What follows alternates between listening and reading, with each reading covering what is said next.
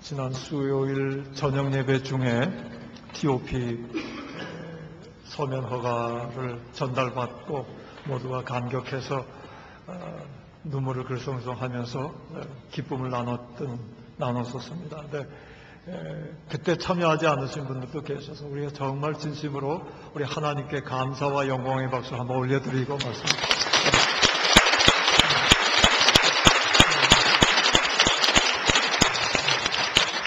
할렐루야. 이곳에서 수십 년간 우리 예배를 드렸는데 이제 오늘이 마지막입니다. 다음 주부터는 새성전에서 예배하게 됩니다. 이런 특별한 복을 내려주신 하나님께 진심으로 감사하고 영광을 돌립니다. 12월은 계시록을 매일 묵상하는 그러한 달입니다. 계시록은 도미티안 황제의 박해 시대에 기록된 성경입니다. 기독교가 로마 제국으로부터 신앙의 자유를 허락받기 전 한 300여 년 동안 소위 10대 박해를 겪었습니다. 그 중에 첫째 박해는 우리가 잘 알고 있는 네로 황제의 박해입니다. 두 번째 박해가 바로 이 도미티안 황제의 박해입니다. 도미티안 황제는 자신을 신으로 부르도록 하고 곳곳에 자기 동상을 금과 은으로 세워놓고 예배하도록 했습니다. 또한 모든 종교의 헌금을, 우리 기독교만이 아니라 어떤 종교의 헌금도 황제에게 돌리도록 그렇게 했습니다. 기독교인들이 이런 것을 거부하자 극심한 박해를 하기 시작했습니다. 기독교인들의 재산을 압수했습니다. 그런가 하면 교회 지도자들을 맹수와 싸우게 놀이개감으로 여겨서 맹수와 싸우게 해서 결국은 물려 죽게 했습니다. 또는 교회 지도자들을 오지로 유배시켰습니다. 이러한 상황에서 사도 요한도 결국은 반모섬이란 데로 유배되었습니다. 믿음의 식구들과 분리되어서 반모섬에 혼자 외롭게 지내면서 멀리 두고 온 그리스도인들을 그리워하고 또 그들이 당하고 있을 박해 때문에 마음고생하면서 그러한 환난 속에서도 꼭 소망을 가지도록, 소망을 잃지 않도록 그렇게 간절히 기도하던 중에 하늘의 환상을 보았는데 그 환상을 기록한 것이 바로 계시록인 것입니다. 로마 황제가 우상의 대표로서 활보하고 있고 반면에 그리스도인들은 엄청난 박해를 받고 있는 상황에서 하나님께서는 하늘문을 여시고 사도 요한을 이끌어들여서 하늘의 세계를 보도록 그렇게 해주셨는데 그 하늘의 세계를 본 그 기사가 바로 4장과 5장인 것입니다. 그리고 6장부터는 이제 박해의 얘기, 심판과 전쟁의 얘기, 그런 것들이 펼쳐지고 있습니다. 오늘날은 그런 박해가 없는가? 로마 황제와 같은 그런 형식의 박해는 없죠. 그러나 로마 황제 못지않게 하나님으로부터 우리를 떨어뜨려 놓고 우리를 나쁜 세계로 인도하는 세력이 있고 그것에 순종하지 않으면 엄청난 고통을 겪도록 하는 그런 세력이 오늘날도 있습니다. 우리가 여러 가지 몇 가지를 떠올릴 수 있지만 많은 사람들이 동의할 수 있는 그러한 오늘날의 로마 황제에 해당하는 세력은 바로 만몬입니다. 돈입니다. 황금입니다. 사회, 정치, 문화, 경제, 가정 할 것 없이 모든 분야가 실상은 돈에 휘둘리고 있습니다. 우리 그리스도인들도 예외가 아닙니다. 과연 성경적인 진리가 우리의 삶을 주관하고 있는가? 아니면 돈이 우리의 삶을 주관하고 있는가를 우리가 스스로 진지하게 질문해 보아야 하는 것입니다. 우리의 불안과 염려, 허덕임, 실망과 고통, 그런 것들의 근원이 무엇이라고 생각하십니까? 우리의 각박함과 삭막함의 근원이 무엇이겠습니까? 많은 것이 돈과 연결되어 있습니다. 돈의 논리가 원하는 대로 복종해보기도 하지만 돈의 논리, 돈의 세력에 굽신거려서는 결코 진정한 행복이나 만족이 없고 영원한 가치나 기쁨이 없다는 것을 우리가 느끼기에 우리는 뜨겁지도 차지도 않은 라오디게아 교회와 같은 모습을 갖게 되는 것입니다.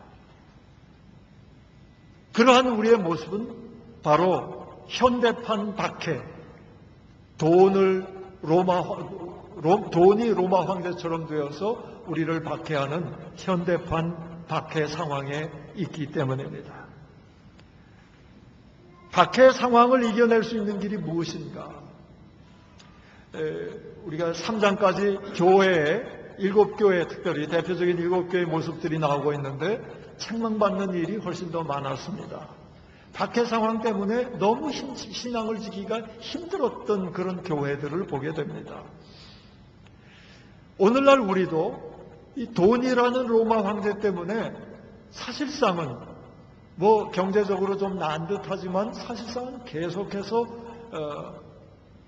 심적인, 영적인 환란 속에서 지내고 있는 것입니다. 이러한 상황, 이렇게 비춰보면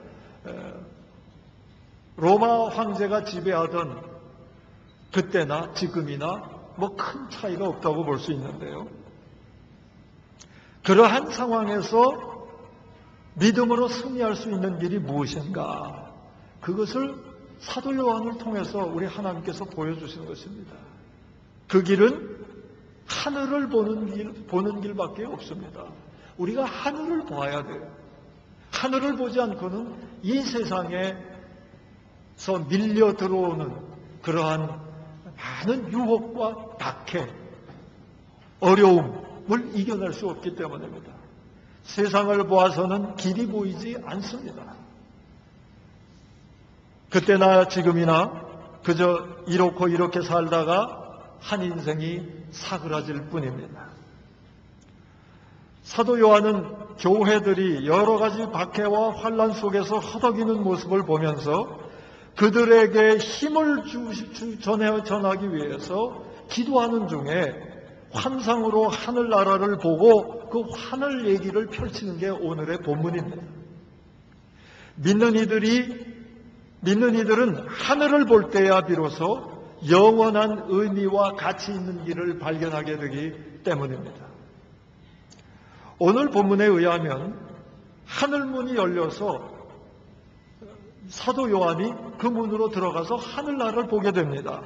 그 내부를 바라보니까 그 속에서 일어나고 있는 일이 있는데 그것이 무엇인가 하면 바로 예배입니다. 너무 실망하지 마시기 바랍니다. 하늘에 주된 일이 예배라는 거예요. 이런 예배를 계속 드려야 되나? 우리의 시각과 감각과 생각이 바뀌면 그것이 가장 행복한 길이라는 것을 알 수 있게 해주실 것입니다. 여하튼 그 속에서 예배가 일어나고 있습니다. 요한은 열린 하늘문으로 들어가서 제일 먼저 하나님의 보좌를 봤습니다. 그뿐이 아닙니다. 형용할 수 없이 신묘한 하나님을 보았습니다. 그래서 여러 가지 우리로서는 이해가 안 되는 표현들을 하고 있는 것입니다. 앉으신 이의 모양, 이게 하나님의 모양이라는 거예요. 벽옥과 홍보석 같고 또 무지개가 있어 보좌에 둘렸는데 그 모양이 녹보석 같더라. 이런 식으로 정말 신묘한 하나님을 보게 된 것입니다. 그런가 하면 24보좌를 보고 24장로를 보았습니다. 그런가 하면 또 신비한 모습으로 묘사된 천사들을 보았습니다. 그런데 그곳에서 일어나는 일이 뭐냐? 그 천사들과 24장로가 하는 일이 무엇이냐? 그것이 바로 예배라는 것입니다. 하나님 나라의 예배, 우리는 그것을 믿음의 눈으로 볼 수 있어야 이 세상을 이길 수 있게 되는 것입니다.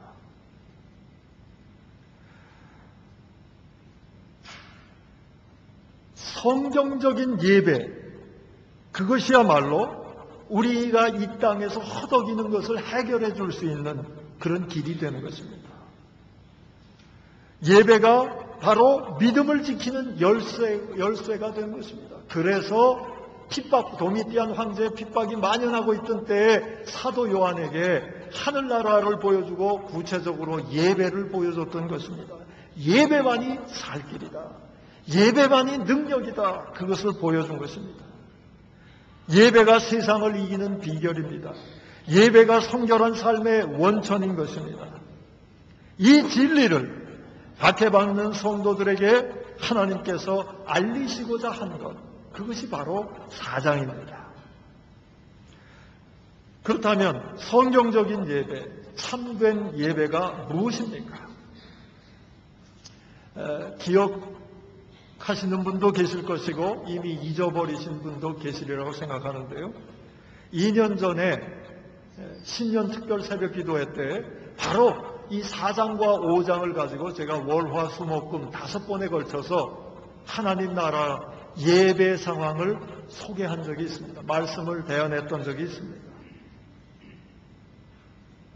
이렇게 보니까 별로 기억이 안 나시는 눈치지만 그때 설교했던 것을 다시 반복하지 않겠습니다. 그때 설교하지 않았던 내용을 오늘 좀 소개하고 또 하나님 나라를 더 깊이 짐작하는 시간을 갖도록 하겠습니다. 그때 소개하지 않았던 것 중에 하나가 24장로에 대한 얘기입니다. 우리가 먼저 24장로가 예배했다는 사실에 좀 주목할 필요가 있습니다. 이 24장로에 대한 얘기가 구구하지만 요즘 가장 무게를 두어서 해석하고 이것이 가장 정통적인 그리고 가장 바른 해석이다라는 것이 있는데 그 24장로, 그 24라는 숫자를 구약의 12지파, 신약의 12사도를 그 합한 숫자다 그렇게 봅니다. 다시 말해서 모든 믿는 이들의 대표를 의미하는 것입니다. 이제 모든 믿는 이들의 대표를 24장로로 본다면 그것은 좀 확장할 필요가 있다. 바로 24장로는 하나님의 백성을 의미한다. 그렇게 해석합니다. 또는 믿는 이들의 공동체를 지시한다고 해석합니다. 바로 우리들이란 얘기입니다. 이러한 해석을 바탕으로 보면 24장로가 주는 예배의 핵심적인 의미가 있습니다. 예배의 핵심은 24장로, 하나님의 백성, 믿는 이들의 공동체가 하나님 나라에서 예배한다. 하나도 예외 없이 예배한다는 그런 얘기는 바로 예배의 핵심은 공동체성이다 라는 메시지를 가지고 있는 것입니다. 불행하게도 우리는 공동체성이 아니라 개체성, 몸과 지체 의식이 아니라 개인주의적 유익에 집중하는 시대에 살고 있습니다. 종교개혁 기념주일날 몸과 지체라는 관점에서 제가 말씀을 증거한 적이 있는데 얼마 되지 않아서 또다시 한 달 남짓돼서 또 이런 메시지를, 이런 본문을 택하도록 하시는 하나님의 뜻이 있다고 저는 느낍니다. 싱가포르 한인교회가 새성전 시대에 성경적인 예배 공동체가 되어라. 이 길로 하나님이 인도하신다고 저는 영적으로 감지합니다. 적지 않은 그리스도인들이 몸과 지체라는 관점, 공동체라는 관점에서 예배를 보지 않고 개인주의적 관점에서 예배를 보고 있습니다. 그러다 보니까 진정한 예배가 어려워진 시대가 되었습니다. 그래서 예배를 드려도 예배를 통한 감격이나 예배를 통한 하나님의 능력을 받지 못하는 시대가 되어버렸습니다. 조금 더 우리의 현 상황을 좀 해부해서 좀 보도록 하겠습니다. 일반적으로 우리가 예배에 대해서 기대하는 것이 무엇입니까? 우리만이 아니라 우리 일반적으로 기독교인들이 예배에 대해서 기대하는 게 무엇입니까? 가장 초점을 두고 있는 게 무엇이냐 하는 얘기입니다. 그것을 가장 핵심으로 여긴다는 얘기가 아니겠습니까? 우리가 흔히 예배를 통해서 자기의 영적 양식을 얻고자 합니다. 그러다 보니까 설교에 집중하게 됩니다. 설교에 대한 집중도 자기 편향적인 경우들이 적지 않습니다. 자기 편향적인 것을 찾아서 심지어는 인터넷을 마구 헤매는 사람들조차 있습니다. 이것이 성경적인 예배일까? 가정에 좀 비유해 보겠습니다. 왜냐하면 하나님이 이 세상에 아주 중요한 두 개의 공동체를 주셨어요. 세상 모든 사람에게 믿든지 안 믿든지 상관없이 모든 사람에게 주신 하나님 나라의 모형으로 주신 공동체가 가정입니다. 가족이에요. 그런가 하면 우리 믿는 사람들에게는 교회를 주셨습니다. 교회 공동체를 주셨어요. 그렇기 때문에 우리가 교회를 생각할 때 가정을 비유해서 생각하면 더 실감이 납니다. 가정에서 가장 중요한 것이 무엇이겠습니까? 음식이 중요합니까? 양식이 중요합니까? 만약에 가정에서 자녀들의 주된 관심이 음식에만 있고 그것도 자기가 좋아하는 음식, 보통 나이가 어릴수록 불건강한 음식, 패스트푸드를 좋아하는 경향이 있지 않습니까? 그런 것에만 몰두하고 그것도 모자라서 밖에 나가서 패스트푸드점을 돌아다니고 있다면 과연 건강한 가족이 될 수 있을까? 그러면 병나게 되어 있습니다. 나이가 어린데도 성인병에 걸리게 되어 있습니다. 마찬가지로 예배를 공동체성, 24장로가 드리는 그 공동체성을 뒤로 하고 개인적인 영적 양식을 취하는 것에만 몰두하고 있다면 그 예배는 성경에서 얘기하는 하늘의 예배, 24장로가 드렸던 그런 예배는 아닙니다. 24장로가 드리는 예배, 즉 공동체성이 있는 예배는 도대체 무엇일까? 제가 좀 인상적인 말로 그 내용을 좀 축약해 보겠습니다. 소망하기는 평생 동안 잊어버리시지 말라고 좀 이상한 요약을 해보겠는데요. 예배는 물이다. 예배는 물이다. 이 말은 예배는 설교다. 혹은 예배는 양식이다. 영적 양식이다라는 말에 대칭적으로 구성해 본 것입니다. 예배는 설교다. 예배는 양식이다라는 말은 설명드리지 않아도 이해가 되실 줄 믿습니다. 예배에서는 뭐니 해도 설교가 중요하다. 영적 양식을 얻는 것이 중요하다는 뜻이 아니겠습니까? 이에 대비해서 24장로의 예배가 주는 그 메시지를 반영해서 정리해 본 말이 예배는 물이다 라고 제 나름대로 만들어 본 것입니다. 인상에 좀 남으세요? 예배는 물이다. 그 뜻이 무엇인가를 좀 풀어보겠습니다. 일단 우선 그 물고기와 물을 좀 생각해 주시길 바랍니다. 물고기도 물론 먹이가 있어야죠. 양식이 있어야죠. 양식이 없어도 산다는 뜻은 아닙니다.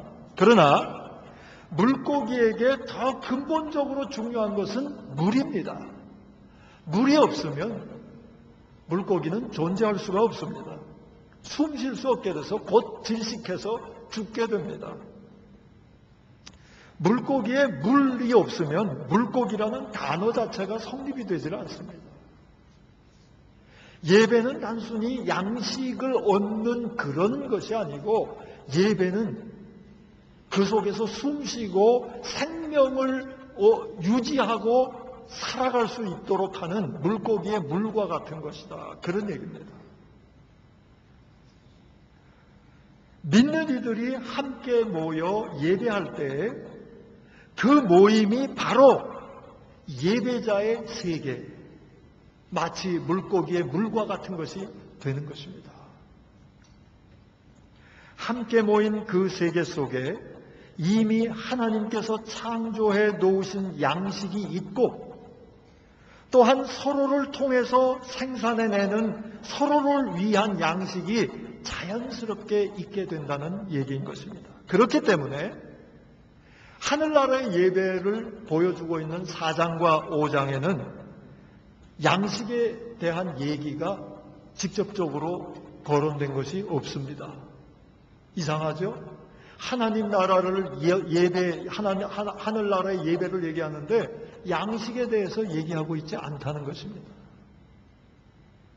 그저 5장에는 그리스도의 십자가가 이미 충분한 양식이 되었다는 간접적인 얘기밖에 없습니다. 오늘 본문인 4장은 양식이 이미 하나님께서 창조하신 창조물 속에 다 있다는 말씀입니다. 그것으로 충분하다. 그러므로 오직 창조주이신 성부 하나님께 모두가 함께 모여 경배하라는 것이 4장의 주요 메시지인 것입니다.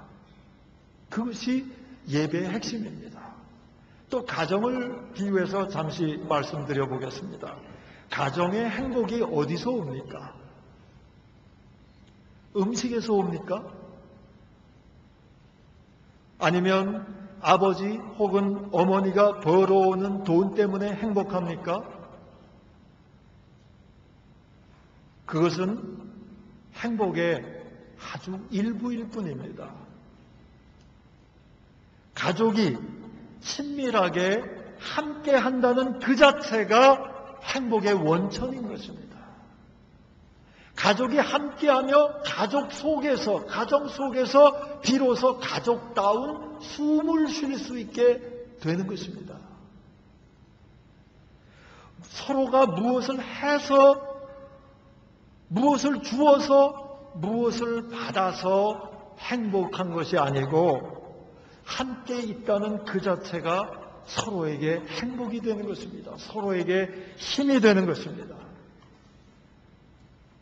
가족이 함께 친밀하게 있다는 것이 바로 물이고, 식구들은 그 물 속에서 물고기로서 행복한 것입니다.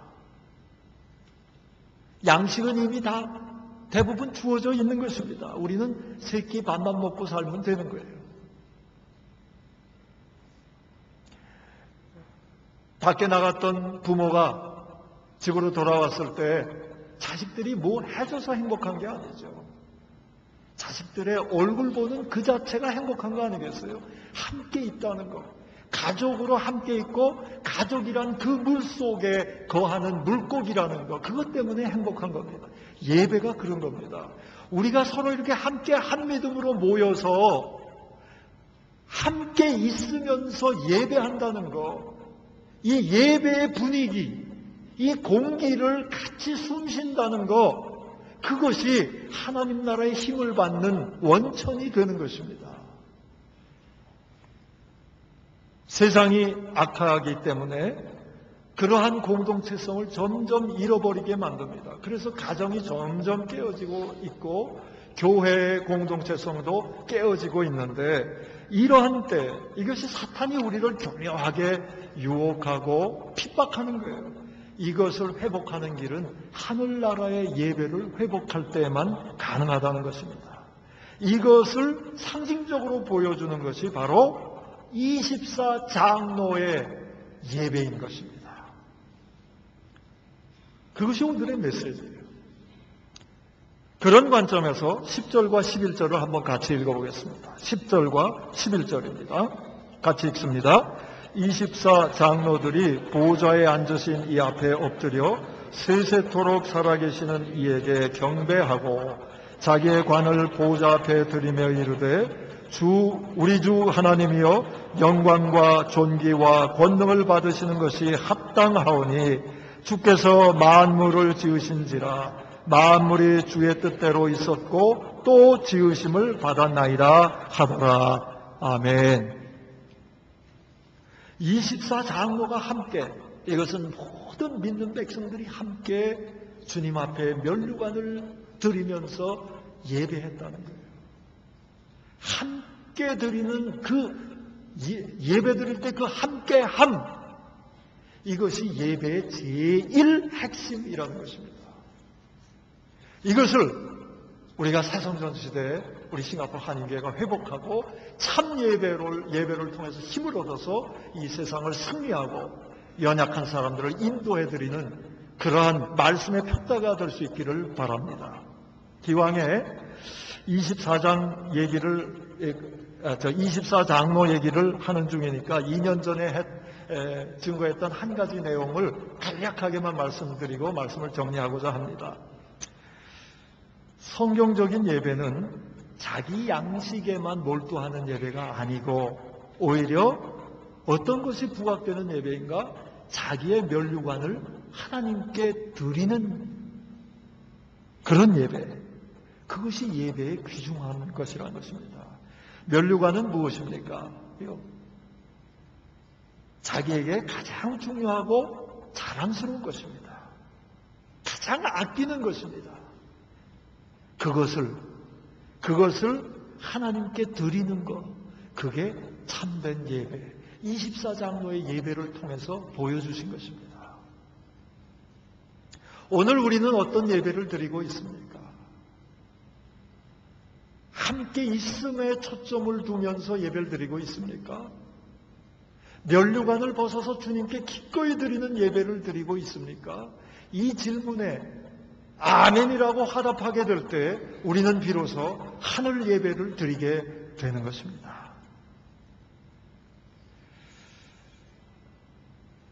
제가 북한 선교사로부터 전해 들은 북한 지하 성도들의 예배 상황을 한 가지 말씀드리고 오늘 말씀을 마치겠습니다. 평양 어떤 공장에 지하 성도들이 예배를 드리는 중에 발생했던 일입니다. 이들은 성경도 없고 찬송가도 없습니다. 있어도 가지고 올 수가 없습니다. 발각되면 위험에 처하기 때문입니다. 그래서 예배를 드리는 방법이 이제 일을 다 하고 따로 몰래 소수의 인원이 모여서 예배를 드리는 방법이 이렇다고 합니다. 종이 조각에다가 대표자가 성경 구절 한 구절을 써온대요. 그렇게 한 구절을 써오면 그것을 돌려가면서 읽고 그 구절을 외운답니다. 그렇게 말씀을 외우고 나서 그 말씀을 같이 암송하는데 소리를 내지 않고 입만 벙긋거리면서 암송을 한다 그래요. 소리를 내고 그 소리를 누가 들으면 생명이 위험해지기 때문에. 기도도 눈을 뜨고 한다 그럽니다. 그 후에는 찬송을 하는데 뭐 특별한 설교가 있는 게 아니에요. 그렇게 하고 기도하고 찬송을 하는데 찬송도 다양한 찬송을 부르지 못하고 알고 있는 찬송 몇 개에서 지정을 해서 그걸 부른다 그래요. 근데 부를 때 역시 소리는 내지 않고 입만 서로 입을 바라보면서 벙긋벙긋하면서 그렇게 찬송을 한다 그래요. 찬송 소리가 공산당원이나 다른 사람에게 들리게 되면 신고되고 생명이 위험해지기 때문입니다. 그러던 어느 날 노동당 반장이 슬그머니 그 장소에 뒤에 와 있는 것을 미처 알아채지 못했습니다. 그 반장이 뒤에 어느 정도 있었던 것 같아요. 그렇게 오래 있진 않고. 그런 가운데 반장이 와서 이런 얘기를 했답니다. 조용해서 아무도 없는 줄 알았는데 동무들 뭐 하고 있는 거요? 이렇게 물었대요. 모두가 깜짝 놀라가지고 당황하면서도 하나님의 지혜를 받은 한 대담한 여공 성도가 이렇게 대답했다 그럽니다.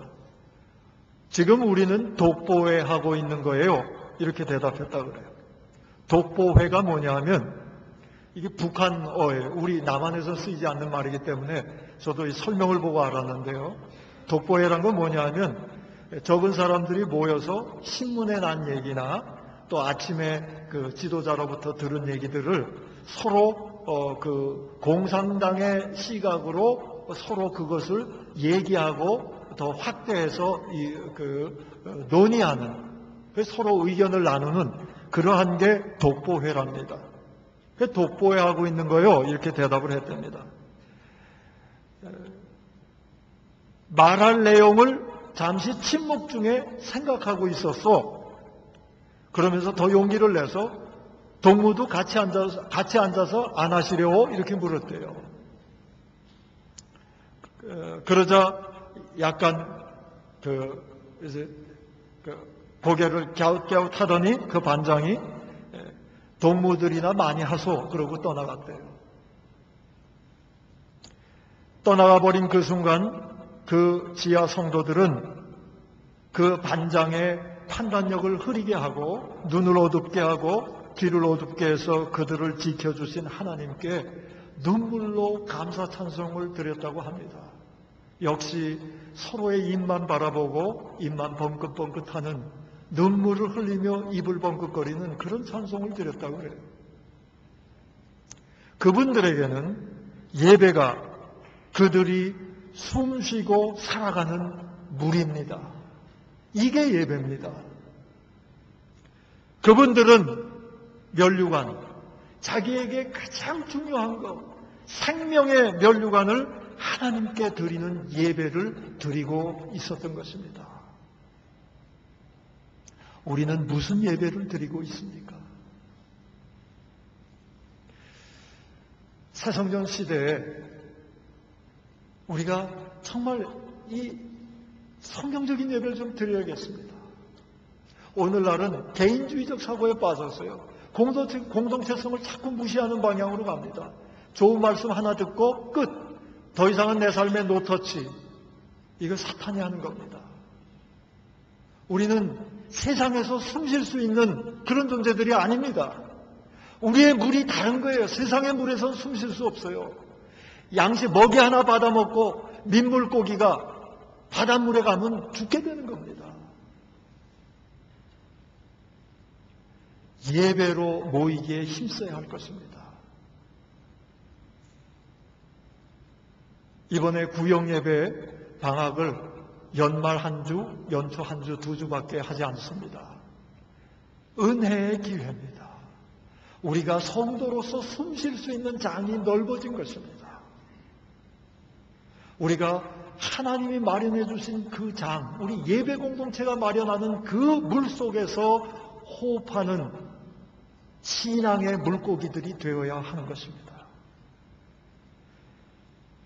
그러한 함께함으로 서로가 서로를 숨쉬게 하는, 거룩한 숨을 쉬게 하는 그런 예배, 우리의 면류관을 드리는 예배, 그것이 우리의 예배가 되어야 할 것입니다.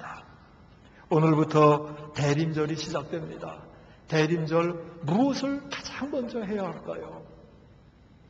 이웃들을 돌아보고 헌금을 하고 다 중요하지만 대림절 가장 먼저 해야 될 것은 하늘을 바라보고 열린 하늘문을 통해서 바라본 그 하늘의 예배, 그 진정한 예배, 우리를 정말 영적으로 숨쉴 수 있게 해주는 그 예배, 면류관을 드리는 그 예배, 그 예배를 이 대림절에 드림으로써 우리 하나님을 영화롭게 하고 오시는 그리스도를 바로 맞이하는 저와 여러분 될 수 있기를 축원합니다. 기도하겠습니다. 하나님, 개인주의적 시각과 사고와 감각에 빠져있는 저희들을 구원하여 주시옵소서. 그리스도의 한 몸을 이루는 지체드림을 깨닫게 하시고 그리스도의 몸으로 드리는 예배, 그 예배를 통해서 진정한 생명의 숨을 쉬게 해 주시옵소서. 우리 싱가포르 한인교회의 계시록 4장과 5장에 있는 예배가 풍성하게 해주시고 그 예배를 통해서 어떠한 세상의 박해도 환난도 고통도 근심도 염려도 다 이겨내는 능력 있는 성도들 되게 해 주시옵소서. 그뿐만이 아니라 세상에 허덕이는 사람들을 예배장으로 불러들여 하나님의 영으로 숨쉬게 하고 새로운 생명을 얻게 하고 하는 이 놀라운 하나님의 사역을 새성전 시대에 우리 싱가포르 한인교회가 마음껏 펼쳐갈 수 있도록 하나님 주장하시고 인도해 주시옵소서. 예수님의 이름으로 기도하옵나이다. 아멘.